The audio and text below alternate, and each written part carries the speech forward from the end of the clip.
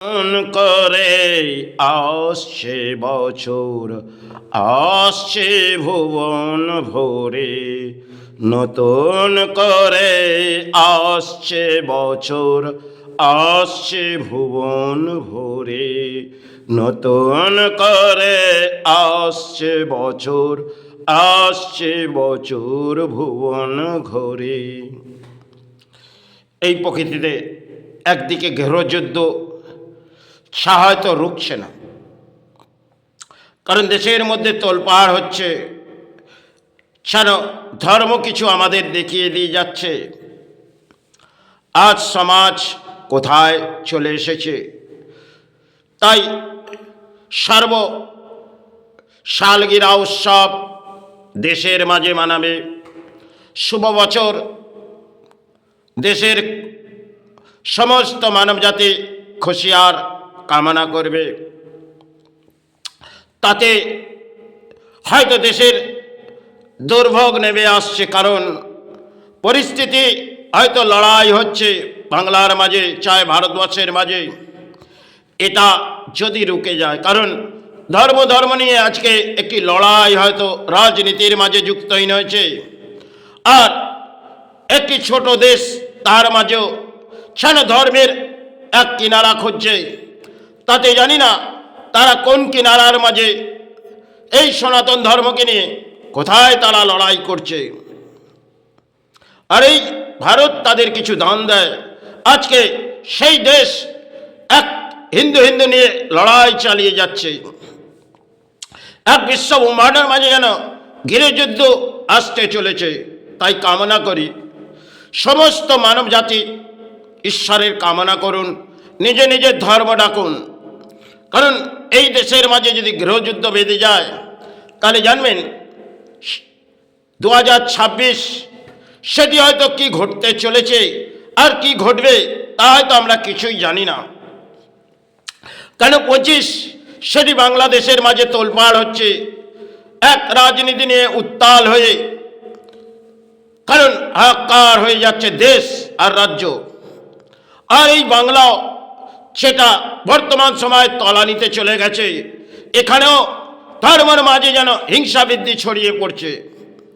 তাহলে এই ব্রহ্মাণ্ডের মাঝে গৃহযুদ্ধ হয়তো বেঁধে যেতে পারে। কারণ দেশের মাঝে একদিকে যেমন একটি ভূমিকম্প, সেটি বাংলাদেশের মাঝে বারংবার চিৎকার করছে যাতে রুকে যায়। কিন্তু 26 সেটি হয়তো জীবনের মাঝে কি দেখব কি দেখতে পাবো না সেটা আমি হয়তো জানি না, কিন্তু তবুও কামনা করছি যাতে এই ব্রহ্মাণ্ডর সাহারা আসুক, এই ভারত সাহারার মাঝে হাঁটুক। কারণ দেশের মাঝে চলছে একটি গৃহযুদ্ধ, রাজনীতির তরজা চলছে, আর ধর্মের মাঝে এক হিংসা বৃদ্ধির লড়াই চলছে। আজকে যে ধরনের নেতারা নেমে পড়েছে, তারাই উৎপাত হয়ে পড়েছে ধর্মস্থান গড়াবো, আবার কেউ বলছে মসজিদ গড়াবো। আরে সেটি একটি জগন্নাথ মন্দির যেমন আমাদের রানী গড়েছে, সেটিও শুভ নয়। আর বাবর যেটা করে গেল সেটা আজ বাংলার মাঝে প্রদর্শন হচ্ছে, সেটিও হয়তো বাংলার মাঝে তিনি গড়ছেন বটে। কিন্তু হিংসা বৃদ্ধির মাঝে লড়াই এটা রাজনীতির। কারণ কেউ চাইবে আমি এগিয়ে আসবো, আমার ভোট ব্যাংকে সারা আসবে।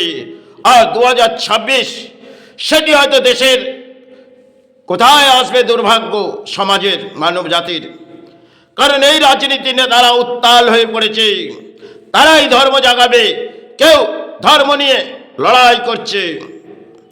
কারণ এই নেতারা, বাংলার নেতারা, তারা উৎপাত হয়ে পড়েছে। একটি বাংলাদেশ সেটি সনাতন ধর্মের কিছু হিংসা বৃদ্ধির মাঝে দেখিয়ে যাচ্ছে, আর ভারত তার পরিণাম জবাব এখনো তাকে দিতে পারেনি। আর ভারতবর্ষের মাঝেই কিছু ঘটছে, আর বাংলার মাঝে দেখবেন রাজনীতিতে তার যার মতো লড়াই হচ্ছে, হিংসা বৃদ্ধির লড়াই, ধর্ম করে লড়াই করে যাচ্ছে। আজ এই বাংলা যে পরিস্থিতির মাঝে হাঁটছে, একটি বাবরি মসজিদ আর একটি জগন্নাথ মন্দির হয়তো দুটি গড়া হচ্ছে বটে। জগন্নাথ মন্দির তিনি গড়ে দিয়েছেন, আর সেক্ষেত্রে রানী গড়েছেন। আর কেউ চাইছে সেটা আমাদের রাজ্যে দেশের মাঝে অশুভ ছিল, সেটা আমি শুভ সংকেতের মাঝে নিয়ে আসতে চাইছে যে বাবর তুমি এসো আমার রাজ্যে প্রদর্শন করো, আর রাজ্যের মাঝে অর্থ আসবে, আমার আমার সাহারা ফুটে আসবে। এই লড়াই রাজনীতি জোয়ার ভেসে যাচ্ছে, তাতে বিশ্ব ব্রহ্মাণ্ডের মাঝে কোথায় কি কিনারা আসবে তা হয়তো আমরা কেউ কিছুই জানি না। তবু সর্বপ্রথম কামনা করে এটা আমি সেবার মাঝে আসবো। তাই জানি না এই প্রকৃতিতে কোথায় কি ঘটতে চলেছে আর কোথায় কি ঘটবে। ধর্ম ধর্ম করে চিৎকার করে যাচ্ছে, আর নেতারা ধর্মের বাজে বসে পড়েছে, তারাই যেন ধর্ম জাগাচ্ছে। কারণ আজকে পুরোহিত সমাজ ভেঙে পড়েছে, আর সে ধরনের হিন্দু আর মুসলিম তারা ভেদাভেদ চালিয়ে যাচ্ছে। এই বাংলায় সেই পরিস্থিতি ছিল না। আজকে দেখবেন বাংলাদেশ সেটি যা পরিণাম আসছে, এটি বাংলার দুর্ভাগ্য নামবে। কারণ দুটি ধর্মের মাঝে, এই জায়গার মাঝে কোটি কোটি মানুষের প্রদর্শন, আর সেখানে একে অপর, সেখানে এই বাংলার মাঝে হিংসা বৃদ্ধি না আসে। খেতে এই বাবর মসজিদ যেটা পড়ে যাচ্ছেন তাতে হয়তো তিনি সাহারা পাচ্ছেন, কিন্তু দেশের পরিস্থিতি, একটি হয়তো ধর্মস্থান তিনি রানী করলেন, তাতেও দেশের পরিস্থিতি ভালো, শুভ সংকেত নয়। আর ইনিও যেটা করে যাচ্ছেন সেটাও শুভ নয়।